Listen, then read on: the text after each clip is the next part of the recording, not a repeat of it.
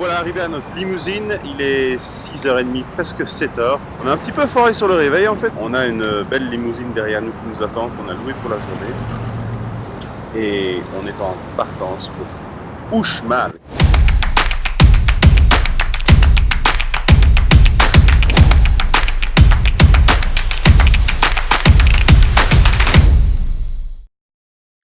Salut à tous, bienvenue dans un nouvel épisode d'Aventure Nomade. Alors aujourd'hui, on vous emmène sur un site particulièrement sympathique au milieu de la jungle du Yucatan qui s'appelle Uxmal. C'est un ancien site maya, beaucoup moins connu que Chichen Itza, mais cependant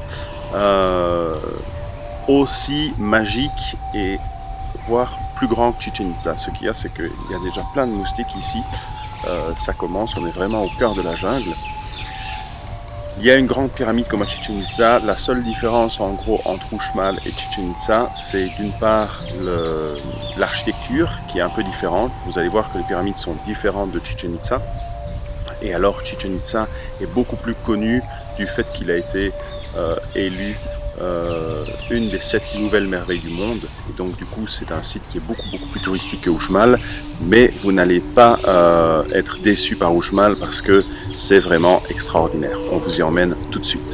En arrivant sur le site d'Uxmal, la première chose qu'on peut apercevoir, c'est cette grande pyramide qui est la pyramide du magicien ou du devin, qui est une des pièces principales du site archéologique, qui est assez particulière comparée aux autres pyramides qu'on a pu apercevoir à Koba, à Chichen Itza, etc.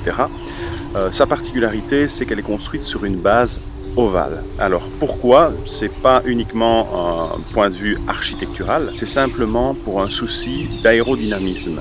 Alors pourquoi aérodynamisme? Simplement que les Mayas avaient observé qu'à certaines périodes de l'année, ici sur la péninsule du Yucatan, il y a des grosses tempêtes et des gros orages, et que le vent poussait nettement moins les bâtiments quand la base était ovale plutôt que carrée. Donc en supprimant les angles, ça permettait au vent de mieux passer et aux tempêtes de moins abîmer les bâtiments.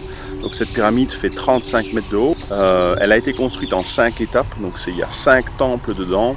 Malheureusement, on n'aura pas la chance de vous emmener en haut puisqu'on ne peut plus monter au-dessus depuis quelques années, mais on vous réserve d'autres surprises à d'autres endroits du site.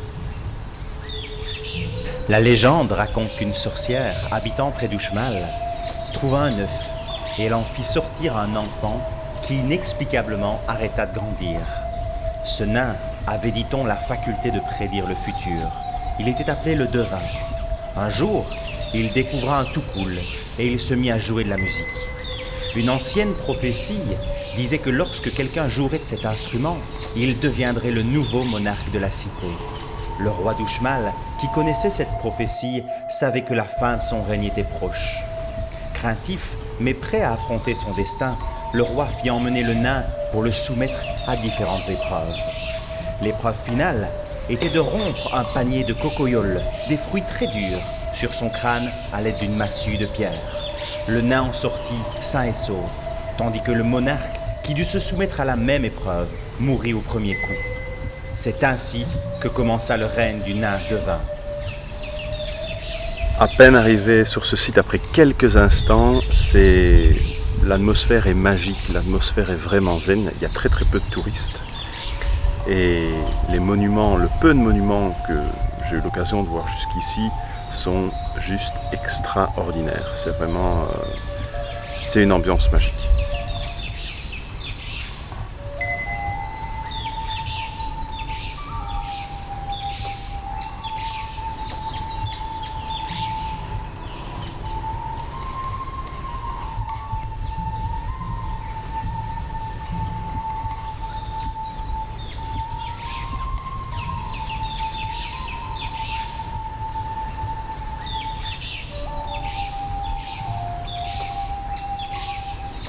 Alors cette cité maya a connu son apogée entre 800 et 950 après Jésus-Christ et elle était directement liée, d'après ce qu'on pense et d'après les éléments qui ont été retrouvés au niveau archéologique, avec la cité de Chichen Itza.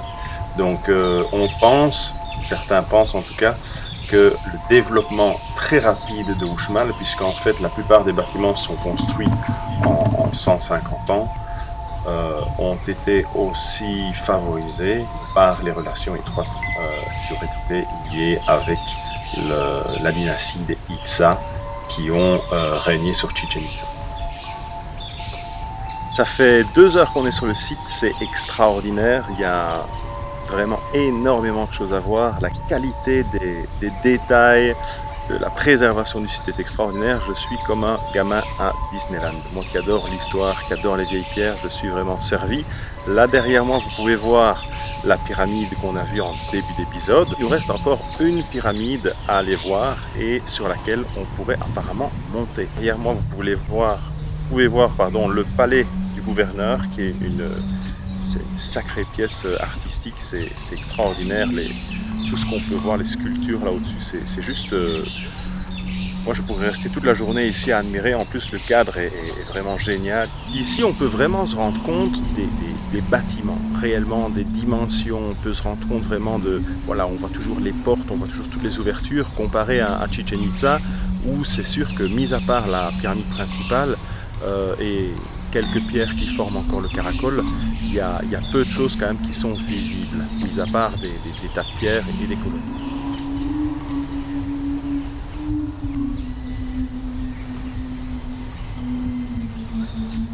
Ici, une particularité qu'on vient d'observer avec l'aide d'un guide, c'est que la ligne d'horizon est parfaitement alignée à la dernière marche du palais du gouverneur. Donc ici, c'est vraiment tellement visible, et alors c'est la direction du sud et c'est la direction de la ville. Donc il faut savoir que pour les Mayas étaient des mathématiciens extraordinaires et tout était aligné en fonction des planètes, en fonction du soleil, en fonction de leur calendrier. Et ici on a un merveilleux exemple avec une symétrie parfaite entre la marche et l'horizon qu'on voit au loin.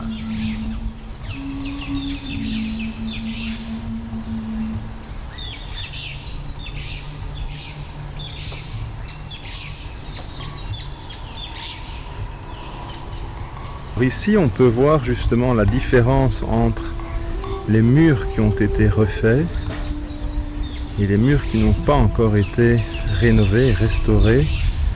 On voit tout un groupe de personnes qui est en train de trier les pierres pour pouvoir ensuite refaire le mur comme on peut le voir sur ma gauche. Donc le grand mur sur 4 niveaux du palais du gouverneur. On peut voir qu'ils cherchent vraiment... Ils analysent vraiment toutes les pierres, etc.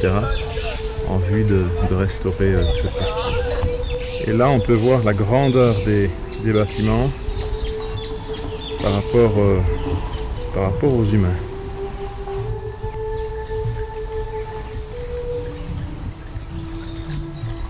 Ici, moi, mon temple favori.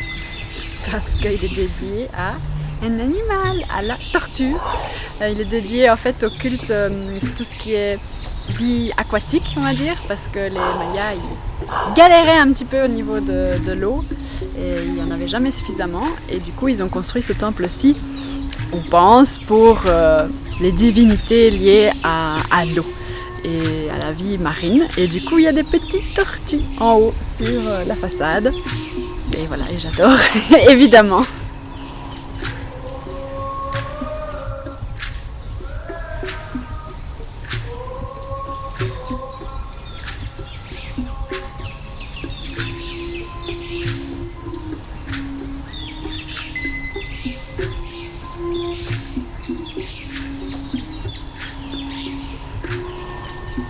Me voici au-dessus de la pyramide, après quelques dizaines de marches qui sont en très bon état. Donc c'est vraiment, je dirais que c'est accessible à la majorité.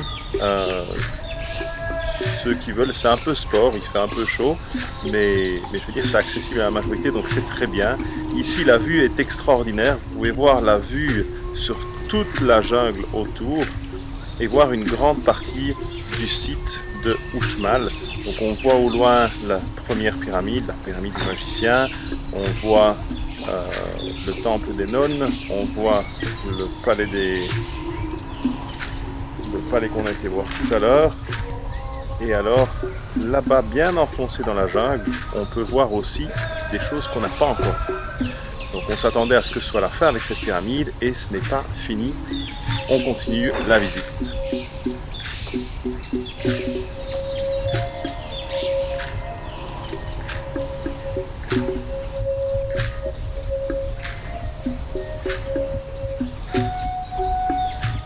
Alors ici, il faut imaginer qu'on est dans un bâtiment à 4 façades, tout comme celle-ci qui est derrière moi. Il n'en reste plus qu'une en fait.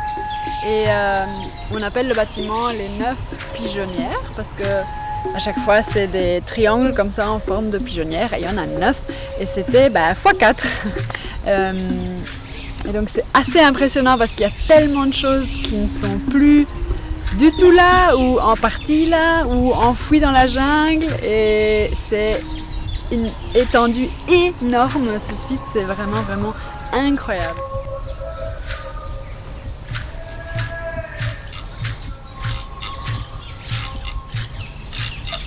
C'est ici que se termine notre visite de Uxmal. Vous pouvez voir derrière moi qu'on est revenu à la pyramide du magicien, donc le début du site, l'entrée du site.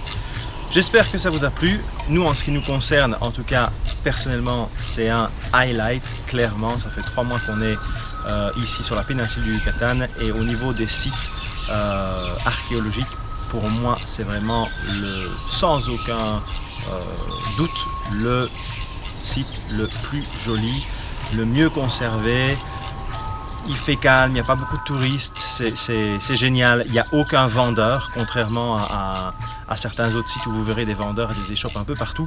Ici, on est vraiment sur un site archéologique et moins qu'un site touristique. Donc vraiment highlight, une des choses à faire si vous venez sur la péninsule du Yucatan au Mexique. À très bientôt pour un prochain épisode de Aventure Nomade. Ciao!